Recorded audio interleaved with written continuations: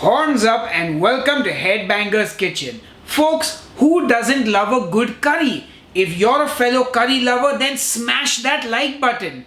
Now, the world of curry is vast and expansive, and I have covered many curries on this channel. I have done everything from a vindaloo to a jalfrezi to a Thai curry to a tikka masala. If you haven't checked out any of those recipes, click here on the I button and check out my curry playlist. Now, today's recipe is a chicken Malai curry. This is a beautiful non-spicy curry and it is the creamiest curry you will ever eat. Anyway, enough jibber jabber, let's get cooking. The first thing we are going to do is marinate our chicken, and I'm using chicken drums and thighs with the bone and without skin. You can use boneless chicken as well if you like, but I feel the flavor with meat on the bone is always better. For the marinade, I'm going to start by seasoning the chicken with salt, black pepper, cumin powder and coriander powder. Then I add in some ginger garlic paste, some dried kasuri methi also known as fenugreek leaves, and some yogurt. And I give that all a good mix. And you can marinate the chicken for as little as 1 hour or as long as 24 hours in the fridge. Once that's mixed, set it aside. Now I get my non-stick saucepan on the stove and heat up some ghee, also known as clarified butter. To that I add in some whole spices, a bay leaf, 3 cloves, 3 cardamom pods, the green ones, and once they start sizzling, I throw in some sliced onions and also some skinless almonds. I will saute this for about 2 minutes on a medium-low heat. I'm not looking to brown the onions, I just want to sweat and soften them. Remember, this is a Malai gravy, so we want the color to be whitish. Also, normally cashews are used, but since I wanted to keep this keto friendly, I used almonds. I will also salt the onions a bit at this stage because I like to build up the flavor as I go along. I continue to saute it for a minute or two. Now you can see my onions are soft and translucent but still without any browning.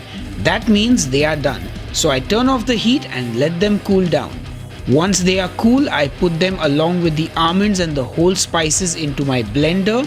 I add a splash of water and then I give it a good blend.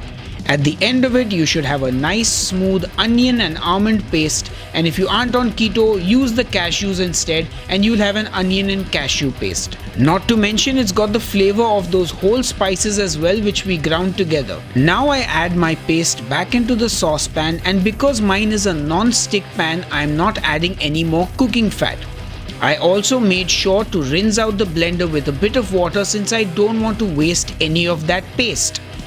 Now you basically have to fry the paste for about a minute and then you can go ahead and add in your marinated chicken. Make sure you don't waste any of that marinade and get it all out from the bowl. Then give everything a good mix.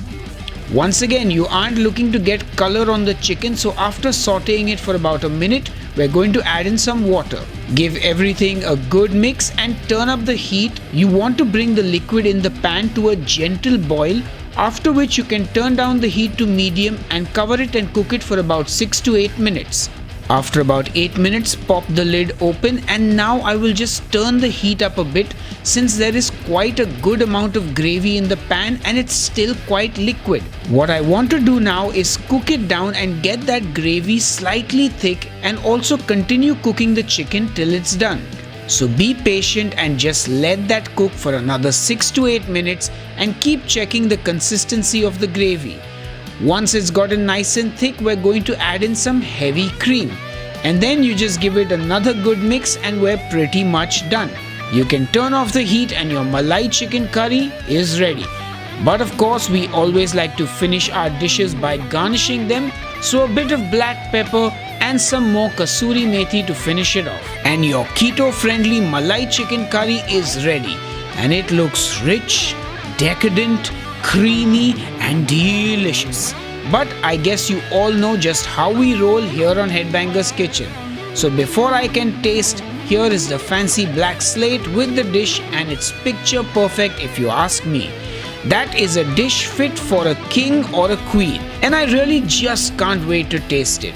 So enough jibber jabber, time to taste. Hey folks, it's time to taste our keto Malai curry, and I'm not even going to bother with a spoon because I've got my favorite part of the chicken, the leg. And I'm just going to dive right in. Oh my. Moist chicken, creamy curry gravy, and like the spices are just so mild and moderate. It's flavorful without being spicy. It's not bland because people are like, if it's not spicy, it has no taste. No, I don't like those people.